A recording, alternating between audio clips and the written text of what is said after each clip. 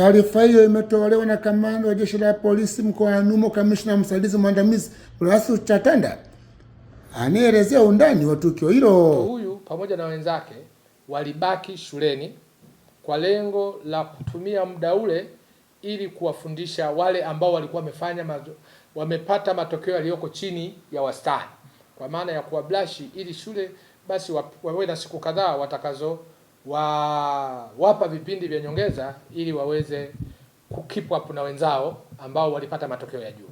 Sasa inavyoonekana huyu hakulifurahia hili.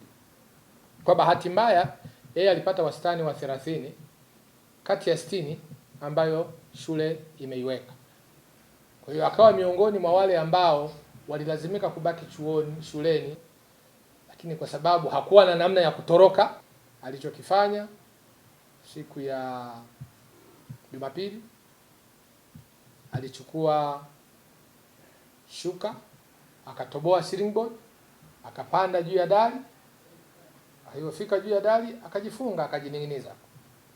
Sasa taarifa zikatolewa za mtoto huyu kupotea. Jitihada za kumtafuta zikaendelea bila mafanikio, na hatimaye jana jioni ndio ikapatikana taarifa kwamba hapana, tunasikia harufu kwenye bweni, na hili lilitolewa na wanafunzi wenzake waliokuwa wamebaki pale shuleni. Kufuatia tukio hilo, kamanda huyo amewahimiza wazazi wa watoto wajenge utamaduni wa kufuatilia mienendo ya watoto wao mashuleni na wanapokuwa majumbani. Kwa maana ya wazazi, bado niendelee kushauri tuendelee kuwakumbusha watoto wetu, lakini pia tuwe karibu na watoto. Kwa mfano, kwenye matukio mengi yanayohusu ubakaji, wazazi tuna nafasi ambayo hatutimizi wajibu wetu.